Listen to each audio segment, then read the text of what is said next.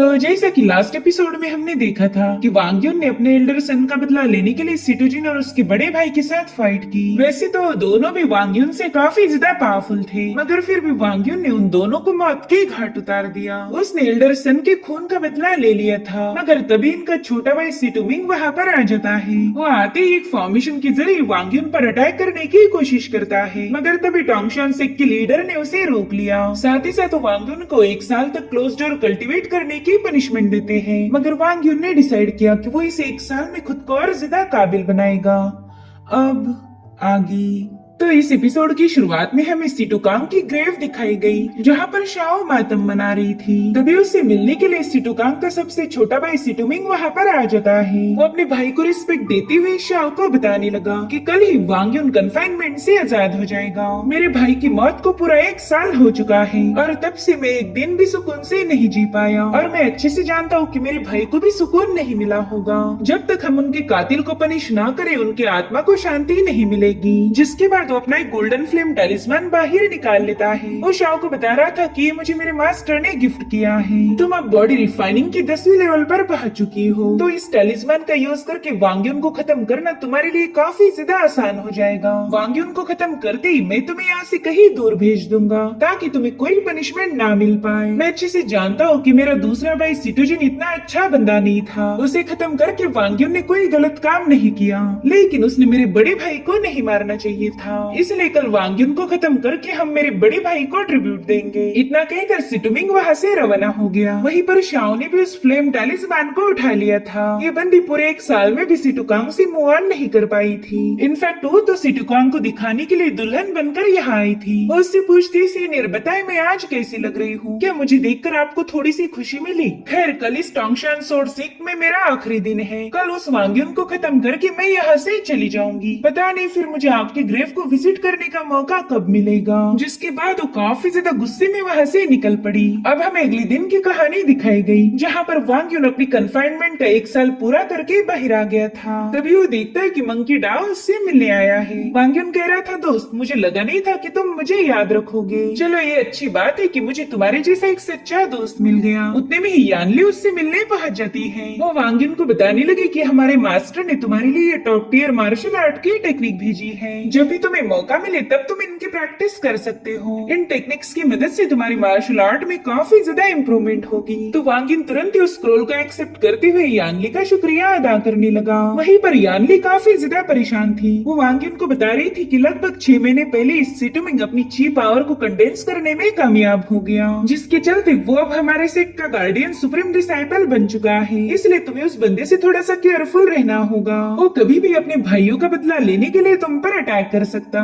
वैसे तो मैं तुम्हें प्रोटेक्ट करूंगी, लेकिन मैं हर वक्त तुम्हारे साथ नहीं रह सकती। इसलिए मैं चाहती हूँ कि तुम जल्दी से खुद को इतना काबिल बनाओ कि वो बंदा तुमसे उलझने से पहले 100 बार सोचे। तो वांग युन उसे तसल्ली देते हुए कहने लगा कि सीनियर आप बिल्कुल फिक्र मत कीजिए, मैं उस बंदे को हैंडल कर लूंगा। तो अब यानली उसे गुड बाय बोलकर अपने क्रेन परिंदे पर सवार हो गई। तभी वांग युन उसे बताने लगा कि मुझे मेरे मास्टर की ग्रेव को विजिट करना है और वो जगह यहाँ से काफी ज्यादा दूर है, तो क्या आप मुझे वहाँ तक पहुँचा दोगी? तो यानली ने भी उसे अपने क्रेन परिंदे पर इन्वाइट कर लिया। वही दूसरी तरफ हम चिंग मेंग को देख पाते, जो कि वांग युन की काफी अच्छी दोस्त है। एक मोटा डिसाइपल उससे कह रहा था कि पता नहीं तुम कब तक उस लूजर का इंतजार करोगी। देखो मैं काफी ज्यादा पावरफुल भी हूँ और मेरे पास ढेर सारे ट्रेजर्स भी हैं। तो सारे ट्रेजर्स मैं तुम्हें देने के लिए तैयार हूँ, तो प्लीज मेरे प्यार को एक्सेप्ट कर लो। जो सुनते ही किंग मिंग उस पर काफी ज्यादा भड़क गई, मगर वो बंदा इतना ज्यादा धीट था कि बिल्कुल भी पीछे हटने का नाम नहीं लेता। वो किंग मिंग से कह रहा था कि वाओ तुम तो गुस्से में और भी ज्यादा हसीन लगती हो। इतना ही नहीं, तुम्हारी तो खुशबू भी काफी ज्यादा टेम्पटिंग है। सच बताओ तो अब मुझसे बिल्कुल भी रहा नहीं जाता।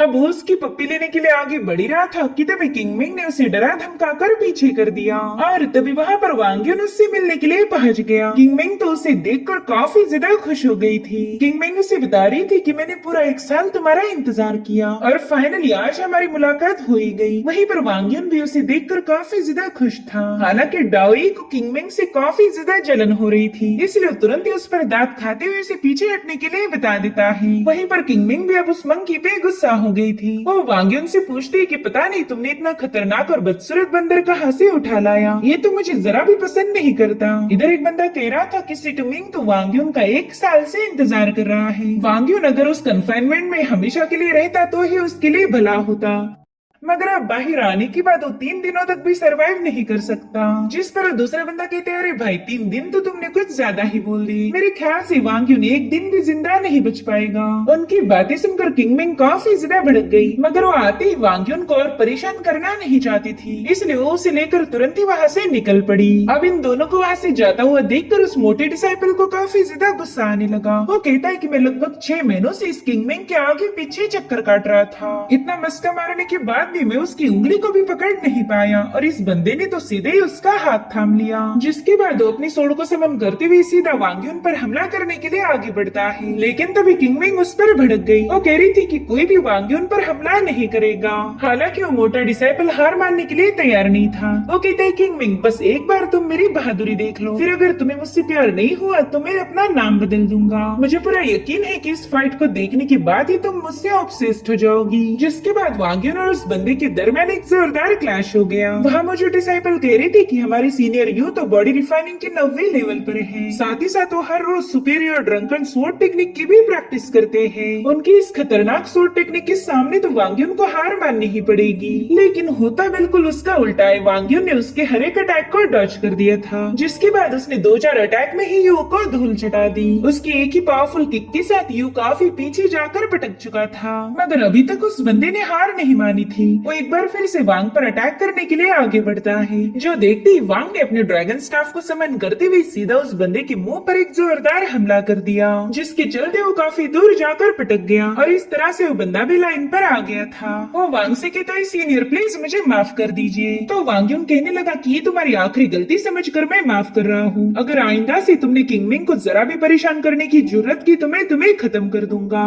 जो सुनते ही वो बंदा खुद को ही चमाटे मारते हुए कहने लगा कि आइंदा से मैं कभी किंगमिंग को परेशान नहीं करूंगा, और अगर मैंने ऐसा किया तो आप बेशक मुझे खत्म कर देना। जिसके बाद वो डर के मारे तुरंत ही वहाँ से भागने लगा, मगर वांग्युन कह रहा था कि तुमने यहाँ पर काफी ज्यादा गंदगी मचाई है, तो चलो जल्दी से इसे साफ करो। अब वांग्युन के एक ही इशारे पर वो सभी लोग काम पर लग गए। ये सब देखकर तो किंगमिंग काफी ज्यादा हैरान थी। जिसके बाद ये दोनों सीधा एल्डर सन के ग्रेव के पास पहुँच गए। वांग्युन तो अपने एल्डर के लिए एक बेहतरीन सी वाइन लेकर आया था। वो कहता है, एल्डर इस वाइन को टेस्ट करके मुझे बताना कि आपको ये कैसी लगी। पहला तो आप थोड़ी सी वाइन पीने के बाद ही मुझे लेक्चर देना शुरू करते थे। सच बताओ तो मैं उन लेक्चर्स को काफी ज्यादा मिस करता हूँ। इस 1 साल में ऐसा एक दिन भी गुजरा नहीं होगा जब मैंने आपको याद नहीं किया। काश मैं पास्ट को बदल पाता, आपके बिना तो ये जिंदगी मुझे अधूरी लगती है। लेकिन उतने में ही वांग्युन पर ब्लेड से स्नेक अटैक हो गया, मगर उसने समय रहते उस अटैक को डिस्ट्रॉय कर दिया था। मगर उसी वक्त शाओ उस पर एक जोरदार पंच हिट करते हुए उसे काफी दूर ढकेल देती है। वांग्युन उससे कहने लगा कि मुझे तुमसे मिलने की बिल्कुल भी उम्मीद नहीं थी, मुझे तो लगा था कि सिटुमिंग खुद यहाँ आकर मुझसे बदला लेगा, लेकिन उसने तो तुम्हें भेज दिया। जिस पर शाओ कहने लगी कि मैं यहाँ पर तुम्हारी बकवास सुनने नहीं आई हूँ, आज तुम्हें खत्म करके मैं अपनी सीनियर कांग की मौत का बदला लूंगी। अब उसे अपनी तरफ आता हुआ देखकर वांग्युन ने भी अपने ड्रैगन स्टाफ को समन कर लिया, लेकिन वांग से पहले तो किंगमिंग ने उस बंदी के साथ फाइट करना शुरू कर दी थी। उस पर काउंटर अटैक करते हुए कहने लगी कि तुम्हारी वजह से हमारे एल्डर सन मारे गए, अगर तुम्हारा सीनियर कांग अपने छोटे भाई को बचाने की जिद नहीं करता तो आज वो जिंदा होता। तभी शाओ ने अपनी एनर्जी का यूज करते हुए किंगमिंग को काफी पीछे पुश कर दिया। वहीं दूसरी तरफ से वांग्युन भी उस पर हमला करने पहुंच चुका था, मगर शाओ ने समय रहते उसके अटैक को भी डॉज कर लिया था। जो देख वांग्युन सोचता है कि ये बंदी तो काफी ज्यादा पावरफुल है। पिछले 1 साल में मैंने अपनी कई सारी टेक्निक को अच्छे से मास्टर किया है, तो आज इसके साथ फाइट करते हुए मैं उन टेक्निक्स का भी यूज कर सकता हूँ ताकि मुझे उनकी पावर्स का अंदाजा आ जाए। जिसके बाद वांग ने हवा में फ्लाई करते हुए गोल्डन फ्लेम सोर्स मूव का यूज करते हुए शाओ पर हमला कर दिया। जो देख शाओ कहने लगी कि तुम मेरे सामने कुछ भी नहीं और आज ये बात मैं तुम्हें साबित कर दूंगी। अब उसने भी वांग्युन की मूव को काउंटर करने के लिए 8 steps of wind and rain को एक्टिवेट कर दिया। उन दोनों की मूव में जबरदस्त क्लैश हो चुका था, जिससे वो पूरी जमीन शेक होने लगी। इस तरह से शाओ ने वांग्युन के अटैक को तो काउंटर कर लिया, जिसके बाद वांग्युन पर एक जोरदार अटैक करते हुए उसे नीचे पटक देती है, जिसके चलते वहाँ पर एक जोरदार ब्लास्ट हो गया था। तभी वांग युन को अपनी माइंड स्पेस से मिंग लॉन्ग की आवाज आई। वो कह रही थी कि ये बंदी तो तुम्हें खत्म करने के लिए डेडली मूव्स का यूज कर रही है। मैं ये बिल्कुल नहीं चाहती कि तुम इस बंदी के हाथों इतनी आसानी से घायल हो जाओ। तब तक शाओ भी नीचे आ चुकी थी। वांग युन उससे कहता है कि तुम तो बॉडी रिफाइनिंग की 10वीं लेवल के मार्शल आर्टिस्ट हो। अगर तुम इसी तरह से कल्टीवेट करती गई तो तुम काफी आगे जा सकती हो। तो फिर तुम उस कांग के लिए अपनी जान को दांव पर क्यों लगा रही? मैं सिटुकांग को मारना नहीं चाहता था, बल्कि वो तो सिटुजिन को बचाने के चक्कर में मारा गया। और तुम भी ये बात अच्छे से जानती हो, फिर तुम बेवजह मेरे साथ फाइट क्यों कर रही? तो शाओ से बताने लगी कि 18 साल पहले सीनियर सिटुकांग ने ही मेरी जान बचाई थी, तभी से मैं उनके साथ हूँ। लेकिन 1 साल पहले तुमने उन्हें ब्रूटली खत्म करके मुझसे छीन लिया। उस वक्त तो मैं वहाँ पर मौजूद नहीं थी, लेकिन आज तुम्हें खत्म करके मैं उनका रिवेंज जरूर लूंगी, तभी जाकर मुझे सुकून मिलेगा। जिसके बाद वांग युन पर एक फायर अटैक रिलीज कर देती है। तो उसे काउंटर करने के लिए शाओ ने भी हेवन स्प्लिटर टेक्निक का यूज किया। उसने अपने हेवन स्प्लिटर टेक्निक के एक ही मूव में शाओ के अटैक के साथ साथ उसे भी घायल कर दिया था। वांग युन उससे कहता है कि मेरी तुम्हारे साथ कोई दुश्मनी नहीं, तो तुम जाकर उस सिटू मिंग को बता दो कि मैं उसका इंतजार कर रहा हूँ। वो जब भी मेरे साथ फाइट करना चाहेगा मैं तैयार हूँ। उसी वक्त शाओ सिटू मिंग ने दिए हुए फायर टैलिस्मान को निकाल लेती है। वांग युन का जब ध्यान नहीं था तभी उसने वांग पर अटैक कर दिया। इस फायर टैलिस्मान की हिट होती वांग युन की बॉडी में आग लग गई, जो देखकर किंग मिंग काफी ज्यादा भड़क जाती है। अब उसने भी शाओ के साथ फाइट करना शुरू कर दी थी। वो अज़ुर ब्लड मूव का यूज करते हुए शाओ पर मुसलसल हमले कर रही थी, मगर शाओ ने उसके हर एक अटैक को डॉज कर दिया। शाओ कल्टीवेशन में उससे काफी ज्यादा हाई लेवल पर थी, जिसके चलते किंग मिंग को पीछे हटना पड़ा। साथ ही साथ शाओ ने इन लोगों पर कई सारे ब्लेड्स रिलीज कर दिए थे, जिन्हें डॉज करना वांग युन के लिए बिल्कुल भी आसान नहीं था। इतना ही नहीं, फायर टैलिस्मान की पावर भी उसे एग्जॉस्ट कर रही थी। और तभी हमें वांग युन की माइंड स्पेस का सीन दिखाया गया, जहाँ पर मिंगलोंग उससे कहती कि शायद तुम्हें फायर के साथ खेलना काफी ज्यादा अच्छा लग रहा, लेकिन मैं अपने घर में आग नहीं लगाना चाहती, तो चलो जल्दी से यहाँ से निकल लो। जिसके बाद मिंगलोंग ने वहाँ पर एक पावरफुल फॉर्मेशन क्रिएट कर लिया। उस फॉर्मेशन ने फायर टैलिस्मान की सारी पावर्स को अपने अंदर एब्सॉर्ब करते हुए वांग युन को आजाद कर दिया था। और अब अटैक करने की बारी वांग युन की थी। भले ही वो शाओ को खत्म नहीं करना चाहता, मगर शाओ ने उसके लिए कोई रास्ता नहीं छोड़ा। उसने अपनी ड्रैगन स्टाफ की पावर को एक्टिवेट करते हुए वहाँ पर यंग ड्रैगन को समन कर लिया, जिससे उस पूरी जगह पर काफी तेज यंग एनर्जी रिलीज हो रही थी। वेल, वांग युन की इस मूव का नाम था अर्थ एंड हेवन ड्रैगन। उसने अपने एक ही अटैक में शाओ को बुरी तरह से घायल कर दिया था। वही दूसरी तरफ किंग मिंग तो वांग युन की पावर्स को देखकर ही काफी ज्यादा चौंक गई थी। वो कहती कि पता नहीं ये इतनी जल्दी 8वीं लेवल पर कैसे पहुंच गया। 1 साल पहले ही तो वांग बॉडी रिफाइनिंग की 3री लेवल पर था और आज वो 8वीं पर पहुंच चुका है। वहीं पर वांग शाओ को बता रहा था कि तुम कभी मुझे हरा नहीं सकती, इसलिए प्लीज अपनी ये जिद छोड़ दो। देखो तुम्हारे साथ मेरी कोई दुश्मनी नहीं, इसलिए मैं एक बार फिर से तुम्हें जिंदा छोड़ रहा हूँ। इस मौके का फायदा उठाकर यहाँ से चली जाओ। अब वांग युन सीधा वहाँ से किंग मिंग की तरफ रवाना हो गया। उसे पूरा यकीन था कि शाओ अब उस पर हमला नहीं करेगी, मगर हम देख पाते कि शाओ के चेहरे पर एक इवल स्माइल है। उसने तो ये फैसला कर लिया था कि एक तो वांग युन को खत्म करेगी या फिर खुद उसके हाथों मारी जाएगी। जिसके बाद वो जल्दी से वांग युन पर अटैक करने के लिए कूद जाती है। वहीं पर वांग युन ने उसे अपनी तरफ आता हुआ देख लिया था, तो उसने भी अपने ड्रैगन स्टाफ की मदद से तुरंत ही शाओ के अटैक को काउंटर करना शुरू कर दिया। शाओ ने तो इस मूव में अपनी पूरी जान झोंक दी थी, मगर फिर भी वो वांग युन को घायल नहीं कर पाती। और उतने में वहाँ पर एक जोरदार ब्लास्ट होकर शाओ सीधा माउंटेन से नीचे पुश हो गई। वो वहाँ से नीचे गिरते हुए भी सीनियर कांग के बारे में ही सोच रही थी। वो कह रही थी कि इस दुनिया में मुझे बस एक ही चेहरा प्यारा था, अब अगर मैं उसे ही देख ना पाऊँ तो फिर इस जिंदगी का क्या करना। तो इस तरह से शाओ ने अपनी मोहब्बत का बदला लेने के लिए खुद को कुर्बान कर दिया, जबकि वांग युन ने उसे कई बार रोकने की कोशिश की, मगर शाओ की जिद के सामने उसे भी हार माननी पड़ी। और इसी के साथ एपिसोड यहीं पर एंड हो जाता है। Thank you so much for watching. Bye bye, take care.